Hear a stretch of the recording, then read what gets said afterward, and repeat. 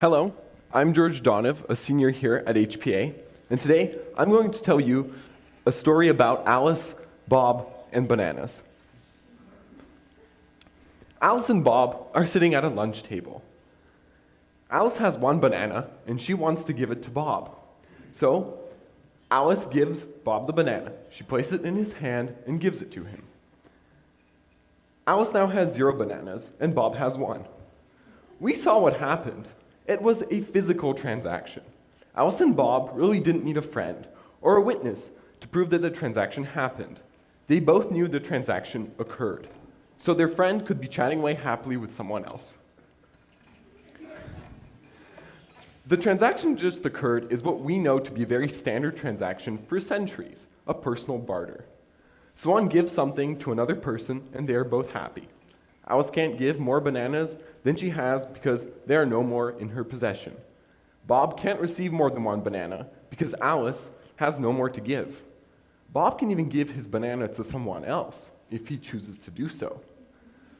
But in this case, no matter what happens, there is only 1 banana.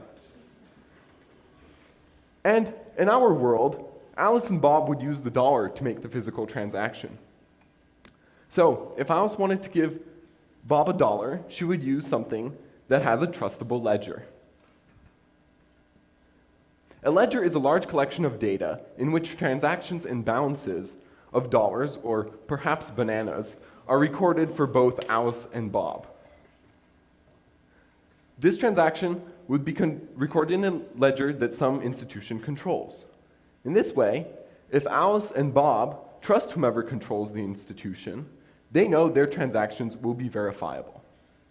Even if Alice isn't at the lunch table and doesn't know Bob, she will be certain that the transaction will be recorded in the ledger. And so, Alice will no longer have the dollar, and now Bob will. What if the dollar, or should I say banana, was virtual? So, Alice wants to give Bob a virtual banana. So, Alice sends Bob her virtual banana. Well, okay, Alice, how did you send it? If Alice sends this virtual banana through an email to Bob, then how does Bob know that he received an exact banana and not just a copy? Bob can't confirm that Alice has discarded her virtual copy of the banana. So Bob isn't sure if the banana he has received is actually worth anything. What if Bob tries to send that virtual banana to his friends? Would they trust Bob, ensured that Alice discarded her copy and that Bob would also discard his? Or perhaps Alice downloaded that virtual banana from the same place that 100 people got that exact same copy of it. Then what value does the virtual banana even have? Wow. Well, this just got very complex. Looks like a virtual transaction is nothing like a physical transaction. The problem that Alice encountered is called the double spending problem. A bunch of very, very smart folks, ranging from economists to computer scientists, have been trying to solve the double spending problem for centuries. How can Alice and Bob both ensure that 1 virtual banana is not sent twice, or many times? How can the data of the virtual banana be removed from Alice in a way that Bob knows is trustable? Well, let's see if we can figure it out. If Alice and Bob use some sort of digital ledger, much like a physical one, well, then haven't we solved the problem? Now, Alice and Bob can transact bananas virtually, as much as they like. Whomever controls the ledger would be in full control, and of also everyone using it. Or also any transactions coming in and out of the ledger would also have to trust the controller. Well, that's just great. There are some problems with this solution. What if the controller of that ledger just made more bananas? Or perhaps gave bananas to someone without a proof of transaction? That doesn't sound like someone that Alice or Bob would trust in the first place. Just knowing that the person controlling the ledger would be able to do that to the data. What if the person controlling the ledger no longer wants to control it or just simply goes out of business? And poor Alice. This entire process is so complicated. What if Alice just wants to give Bob a virtual banana the normal way? Can Alice and Bob replicate the lunch table transaction in the same way virtually? Okay, well, here's an idea. What if we gave this ledger to both Alice and Bob? What if we gave this ledger to everyone? What if everyone had a virtual copy of this ledger on their computer, and they all kept track of all the transactions? This ledger would have to contain all transactions of bananas that have ever occurred.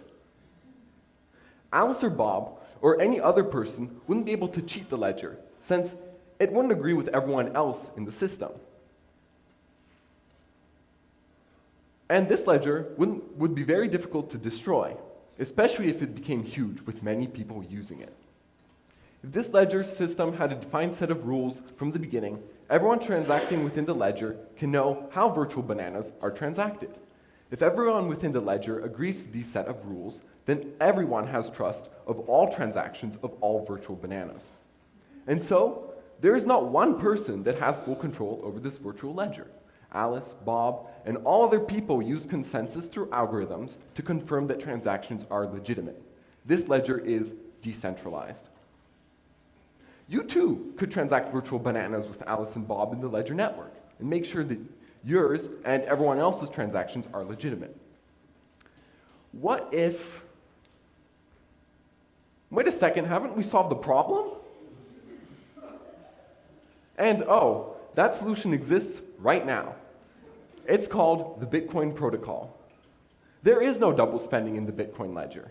There is no one person that has complete control. Everyone knows the rules of the ledgers, and transactions are completely transparent. Alice and Bob have addresses in this ledger, much like an ID number, except no one in the ledger knows what address belongs to Alice or Bob, unless Alice and or Bob give that information to whoever they're transacting with.